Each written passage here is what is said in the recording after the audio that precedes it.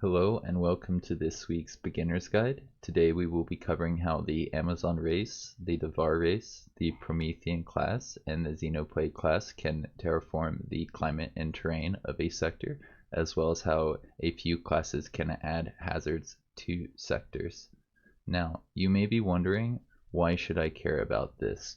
Every once in a while, you'll get a sector that you want to specialize in a resource that doesn't have the correct resource deposits. Right here we have one thing of energy, and this location would benefit a lot if it was able to get to the 5th tier. It's supposed to be an energy exploit. With this site right here, you can kind of see that it would get more out of it.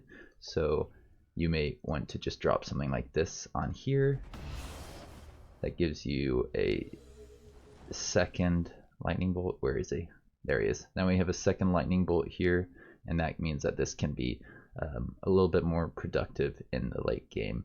Spawning hazards can have a similar effect. It doesn't necessarily have to change the climate or terrain, but it will have a pretty big impact on the enemy's economy. If I came over here and did one of the hazard things on this sector, it could really ruin its what's it called? The production of the production resource. This is a production sector, so we could mess around with that a little bit. So yeah, if you specialize in it, it's pretty powerful. There's some ways to make terraforming cheaper, and adding yeah, I don't know if you can actually make adding hazards cheaper, but you can make it so that you can spawn them in every turn. If you have a lot of casting points, you can use that quite often. The Amazon have 3 options available to them to terraform sectors. We have the 2 operations over here, Arcadian Restoration and Rapid Reforestation. The interesting thing about these is they don't actually work exactly the same. You can use Arcadian Restoration on any sector, whether that's friendly or enemy or mountain or not. Rapid Reforestation cannot go in enemy sectors and cannot go in mountain sectors.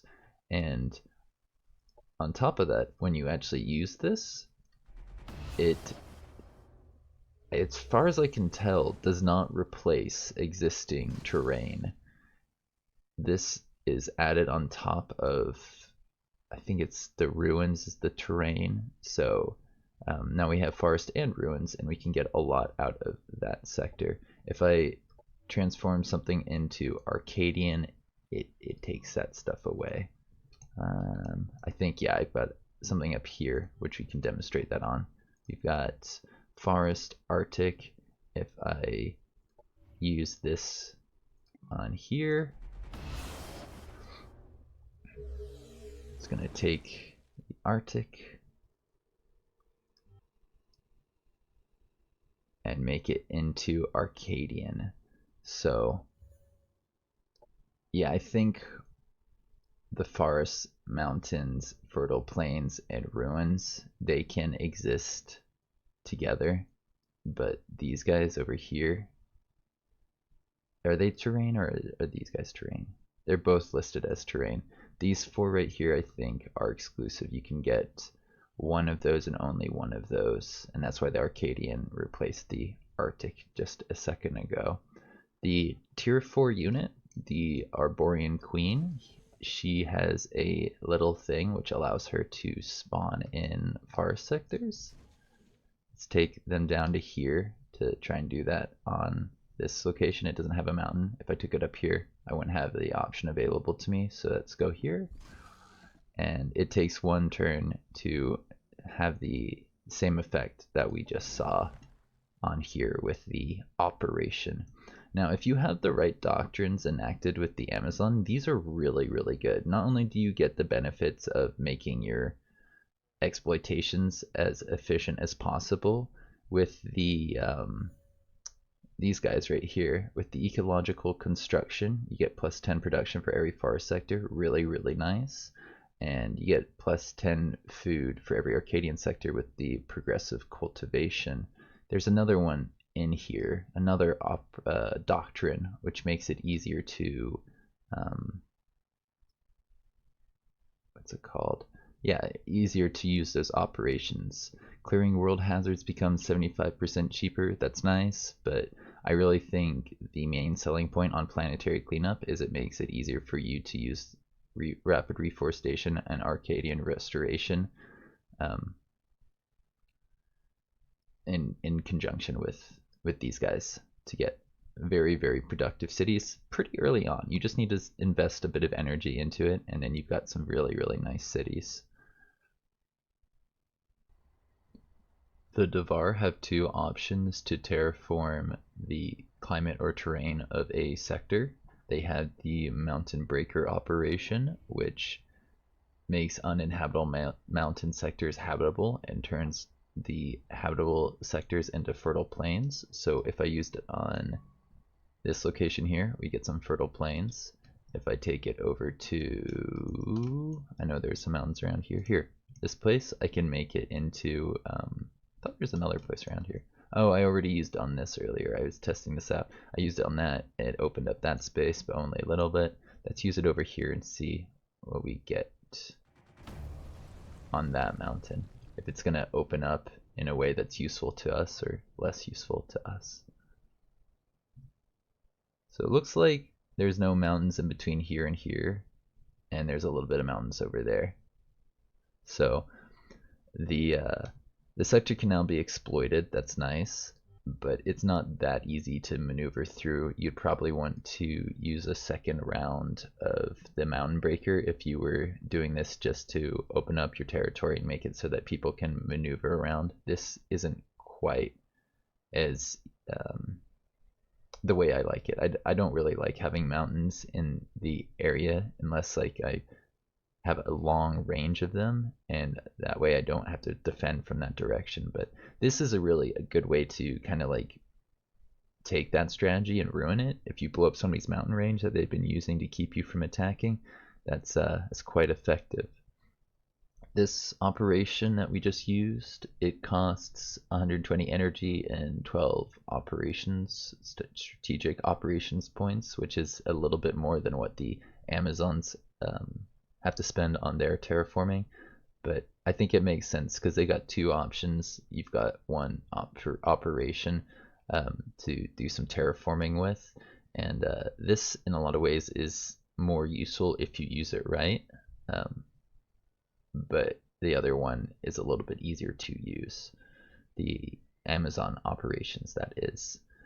So the other thing you can do to terraform is to use an earth crusher.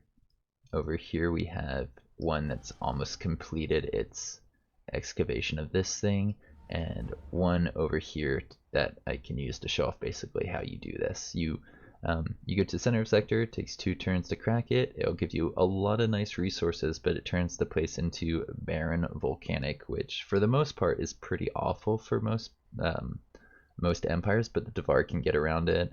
The volcanic penalty pretty easily, and I guess once you have the technology for living in volcanic territories, it's not that bad, but I think for the most part people actually avoid going for that, because if you go for that it means you can't get something else. Now you put in 250 energy and you get, I think, about 250 production and 250 energy out of it. I think we can end this turn here and talk about the other stuff while the AI is doing its stuff, just to show off exactly how much you get. It's a bit random. I think it's usually a little bit more than 250 production and a little bit more than 250 research. And I'm not really sure if you go in different sectors if you get different amounts of resources, but I did just play around with 3 or 4 and it looked like they are all pretty similar, 250-ish. But yeah, I think if you compare this to the Amazon bonus that you get from terraforming, you get a lot of resources now. The benefit's pretty immediate, versus if you spawn in forests or Arcadian stuff, you can get a lot of passive bonuses over a lot of turns. So this is nice if you need production to build units, or maybe research to research better units. But I think if you compare this to the Arcadian one, I like the Arcadian option better because it can, if you do it early enough, you're gonna get more out of it than this, which I like to do, generally speaking. I could just sell it for 500 energy, spend 250 energy and 2 turns of a tier 4 unit on that, but something tells me it's not that great.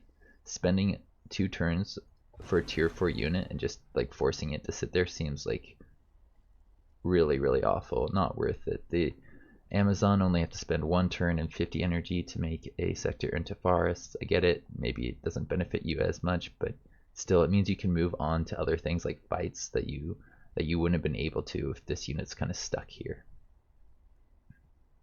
Before we move on, I did want to point out that when you strip a sector using the Earth Crusher, it leaves only a volcanic climate and terrain. There's not a secondary thing, and if you try to change it over with the Xeno Plague operation, which creates a spore cloud, it changes the volcanic into fungal. So it's kind of hard to get a lot out of these after you strip them. So I would recommend not stripping the territory right next to your capital like I did here. It would probably be better to use this unit as you're conquering an enemy to crack their sectors, and that way their economy's hurt and your economy benefits from it all. So yeah, keep that in mind when you're using the Earth Crusher. The Promethean secret tech does have an operation which terraforms climate. It has the, where is it? I think it's in here. Yes, Pyrex Flashstrike, which turns a sector into a volcanic sector, but it also reduces the HP of enemy units in the sector, as well as if you attack a colony core, it removes 3 to 5 colonists. That's pretty good. So this isn't for terraforming your own space, it's for terraforming enemy space, kind of like how the Davar can strip them with their Earth Crushers. You can use this nice little operation to do something like this. Yeah, we'll just say, hey, sure, we're going to war with you. They lost 1 pop, that's it. Because it failed, it didn't turn it into a volcanic sector. So it's not guaranteed to go through. If you're playing against very hard AI, that's probably not going to be a worthwhile investment. But I think if you're in a multiplayer, this could be a fun way to kind of troll another player. Out of the 4 secret classes that can spawn in hazards, the Xeno Plague secret class is the only one who can terraform in the same operation. This operation will transform a target sector into the fungal terrain type, regardless if it is successful or a failure. When you compare that to the Promethean, this is a much better operation at terraforming. The Promethean one has to be successful in order to turn a sector into volcanic, and if it fails, it doesn't do that. It can take away a pop or yeah, something not too significant. I think this is far more significant. If you want to terraform some territory into something that's fungal, something that gets what's it called, a little bit of a food bonus. Yeah, food and research bonus. You can try and make it place better at food and research. For example, this is fertile plains and arid. We could come over here and use this on here. It's hopefully going to get rid of the arid. I think that's how it works. So yeah, now we have fertile plains and fungal. It would make sense to send a unit over here to clear out the hazard before actually annexing it.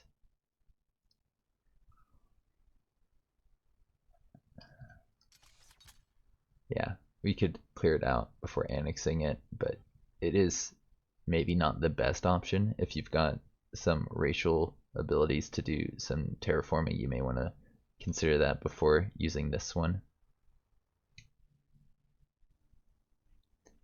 As far as I can tell, there are 3 races and 4 secret texts which can spawn hazards on the world map. As we just got done talking about the Xeno Plague, I think it would make sense for us to talk about more of the of the secret techs. There's the Synumbra, the Void Tech, and the Celestian. We have Synumbra here, so let's take a quick look at the Operation Abysmal Tear. This will spawn in an Abysmal Tear at a target sector, which spawns marauding armies, and also it can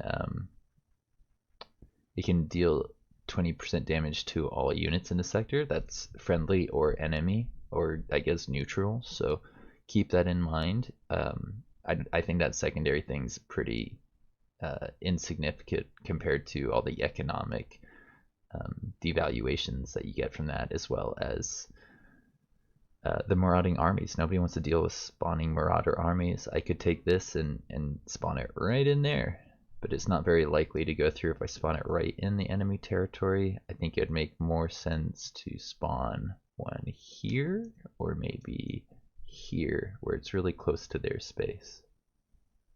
Or could I spawn it in even there, maybe? It looks like I could.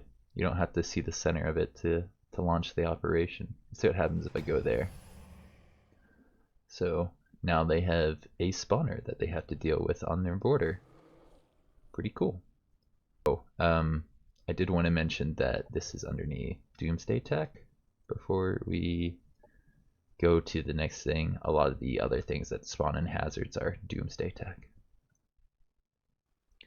The Void Tech Secret Tech has access to the Void Storm strategic operation, which, as you may have guessed, spawns in a Void Storm hazard. And in addition, if it's successful or not, it's going to take away 20% of the HP to any unit that is not Void Tech. That's ally or enemy. It doesn't matter if it's your units or the enemy units. If they are not Void Tech, they take damage inside that sector. It is pretty secondary to spawning in the hazard. I don't really care that much about the damage that this spell does. The penalty to the economic value, or their production, their happiness, I think is far more significant than the damage that this just took. It does make it easier for us to come in here and conquer that, but if you're gonna do that, there's better spells to do that. Things that don't spawn in hazards on territory that you're about to take. The hazard that the Celestian can spawn, the Veil of Tranquility, is actually not that bad. It's one of the few that I would be okay with having inside my space, because it gives benefits to enlightened units. Every combat turn they're healed 10, and anything that gets soulburn on it takes 8 thermal damage, which is something that Celestians can apply to people pretty easily. It gives you some happiness, and the only real penalty that you have to deal with is the negative on your research, which is fine because you can take your research down to nothing. And yeah, that's one way to get around that as much as possible. It looks like we're still getting some research from our exploitation communication district. We're generating knowledge, so I would probably want to switch this stuff over to something else to get the most out of this territory, but it's really not a big deal if it is on a place that makes a lot of research. Given how many benefits it gives you in combat, I would consider putting it on your borders with your enemies. These guys have some dudes they're sending over, so I think this place would make the most sense to place that down. And before we move on to the other hazards that you can add, all of the ones that we just talked about here, the 4 that are associated with secret techs, all of them cost 140 energy and 16 tactical points, which is a little bit more than you get with just the operational effectiveness. So you do have to wait a turn for all of those. The assembly can spawn in the Iron Storm hazard using the Iron Storm operation. It works a bit like the tectonic shift in that it can take away the movement from units. Even if the spell fails, it will take away their movement points, but it only applies to mechanical units with the Ion Storm, because this is an assembly spell. The assembly are kind of mechanical. It takes on that theme. It's cheaper than the tectonic shift. It's 140 energy and 16 operations points, which is the same as all of the hazard adding operations that the secret techs get. This is from the Void Tech, Secret Tech, and just to remind everyone, this is from the assembly tech tree. Apart from the cost, they don't really share a lot in common. This one takes away movement points. This one does damage when it fails. So yeah, let's apply this, and then we can kind of look at it a little bit more. I don't see where it applied in here. You're far away, aren't you? There you are. Found you. Pretty good, especially against mechanical units. The last hazard we're going to talk about isn't really even a hazard. The Amazon can spawn in a enemy spawner, which I think is similar enough to the other ones to include in this video. It really disrupts the movements of your enemy, and maybe can affect their economy. If, say, these spawners pick off something that your enemy hasn't defended, you could spawn this in next to them, and almost anywhere. You only need to be able to see one hex, and then it'll cause a little bit of chaos in their backlines. Compared to the hazards that we were talking about, the other operations, it's pretty cheap to spawn in dudes, and I actually think that if you wanted to be pretty annoying, you could use this in some multiplayer games to do some pretty interesting stuff. And yeah, that's all I really wanted to say on that. I think we're ready to start wrapping this up. If you enjoyed the video, don't forget to leave a like, to subscribe, to share with a friend. I think I know what I'm going to be doing next week. I think we're going to talk a little bit about some of the Heritor traits and maybe compare them to some of the other class specific traits, but I'm open to suggestions. I'm thinking that I'm going to need 4 videos over the next month or so, and I only have that idea and one more idea that I'm kind of toying around with. So yeah, I look forward to hearing from you. Have a good one.